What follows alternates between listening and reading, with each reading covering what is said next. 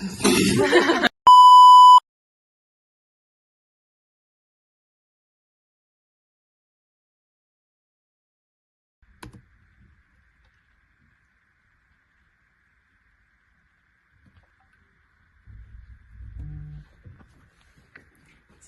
mani sauc Emīlija. Un es esmu Mīla, un mēs kopā ar divām mūsu klases biedriem Samantu un Elīzu veidojām šo mājaslapu. Mājaslapas pirmai lapai ir podziņa Explore, kuru pēc piespiešanas parādās tabula, kurā ir redzams parastā našķa iepakojuma svars, kalorijas uz 100 gramiem un kalorijas pēc porcijas. Mēs esam pievienojušas dažas no mūsu mīļākajiem našķiem, piemēram, KitKatu, Snickeru un Marsu. Un aizšķirot uz leju, zem tabulas ir iespējams redzēt histogrammu, kurā parādīts ēdienu sadalījums pēc tā, cik kalorijas ir katrā ēdienā uz 100 gramiem. Un augšā piespiežot uz šo linku var saglabāt failu var redzēt CSV failu, kurā var redzēt histogrammas datus.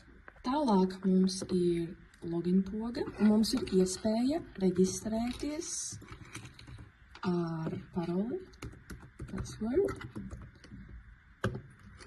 Pēc tam jūs varat pievienot jebkādus jaunus našķus sarakstam, ierakstot jaunu ēdienu, tā svaru un tā kalorijas uz 100 gramiem.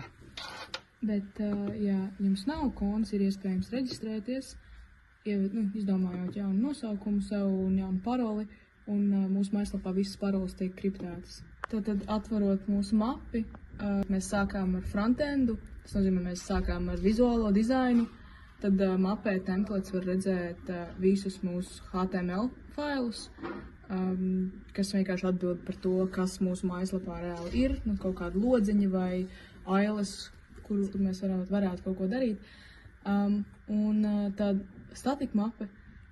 Static mapē ir visi mūsu CSS, un tad jāatbild par krāsu, krāsu, fontu izmēru un tādām lietām, kur mēs varam parādīt, piemēram, par stilu, tie arī, piemēram, fona krāsas, teksta izmērs un tādas lietas, un tad ir arī redzams mūsu fona video, kas ir fonā ielikts.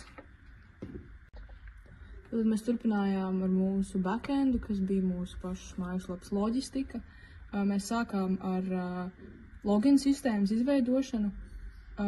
Īsumā var izveidot savu lietotāju vārdu un paroli, un te arī ir uzlikts limits, cik garai vai īsi var būt parole.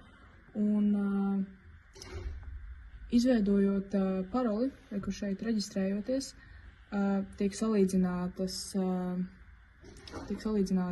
vai šāds lietotāju vārds un paroli jau pastāv, un ja nav, tad tiek izveidots konts, un ja ir, tad tu tiec ielogots ar jau eksistējošo kodu, jo viņi tiek salīdzināti ar datubāzi. Un šeit arī var redzēt to minimālo, maksimālo garumu.